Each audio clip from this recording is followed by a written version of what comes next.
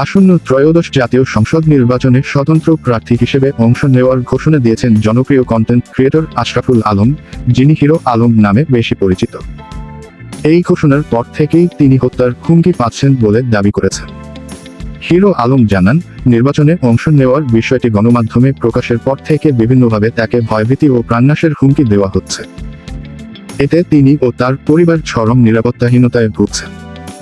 বর্তমান পরিস্থিতিতে নিজের নিরাপত্তা নিশ্চিত করতে শিগগিরই প্রধান উপদেষ্টার কাছে আবেদন করবেন বলে জানান তিনি।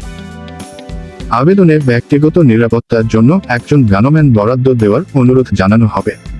এ বিষয়ে সংশ্লিষ্ট প্রশাসনের দৃষ্টি আকর্ষণ করে দ্রুত প্রয়োজনীয় ব্যবস্থা নেওয়ার দাবিও জানিয়েছেন হিরো আলম। হিরো আলম জানান, গণ অধিকার পরিষদ, আমজনতার দল, বাংলাদেশ লেবার পার্টি ও বাংলাদেশ শ্রমজীবী পার্টি, এই 4টি দল তার সঙ্গে যোগাযোগ করেছে। তবে কোন দল থেকে নির্বাচনে অংশ নেবেন সে বিষয়ে এখনই সিদ্ধান্ত জানাতে চান না। তিনি বলেন, দল যেটি হোক, তার মূল লক্ষ্য জনগণের জন্য কাজ করা এবং মানুষের পাশে থাকা। হিরো আলম আরও জানান, তিনি ঢাকা ও বগুড়া, এই দুটি আসন থেকে নির্বাচনে প্রতিদ্বন্দ্বিতা করার প্রস্তুতি নিচ্ছেন। রাজনৈতিক অঙ্গনে তার সক্রিয়তা, ধারাবাহিক প্রচারণা ও সাহসী অবস্থান ইতোমধ্যে তাকে আলোচনায় রেখেছে।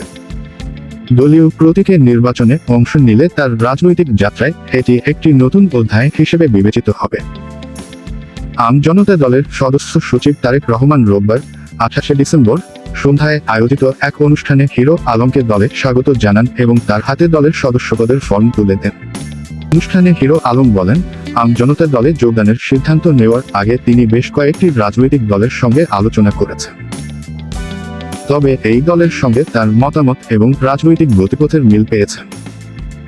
আসন্ন সংসদ নির্বাচনে স্বতন্ত্র প্রার্থী হিসেবে প্রতিদ্বন্দ্বিতা না করে দলের ব্যানারে প্রতিদ্বন্দ্বিতা করার পরিকল্পনার কোথাও জানান হিরো আলম। এর আগে হিরো আলম বগুড়া -4 ও ঢাকা -17 আসন থেকে স্বতন্ত্র প্রার্থী হিসেবে নির্বাচনে প্রতিদ্বন্দ্বিতা করেছিলেন, তবে পরাজিত হন।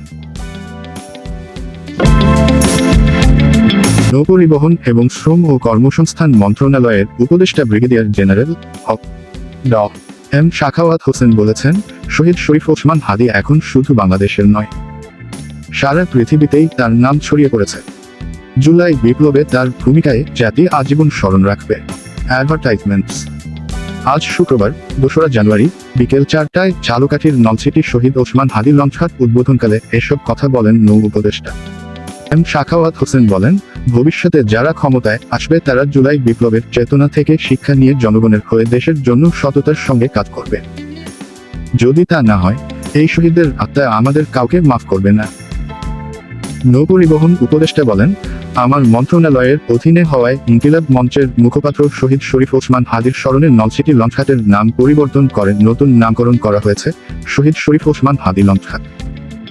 এর আগে উপদেষ্টা এম সাখাওয়াত হোসেন শহীদ শরীফ ওসমান হাদীর ছোট বোন মাসুমা হাদী ও ভগ্নিপতি আমির হোসেনের সঙ্গে কথা বলে তাদের সান্ত্বনা জানান।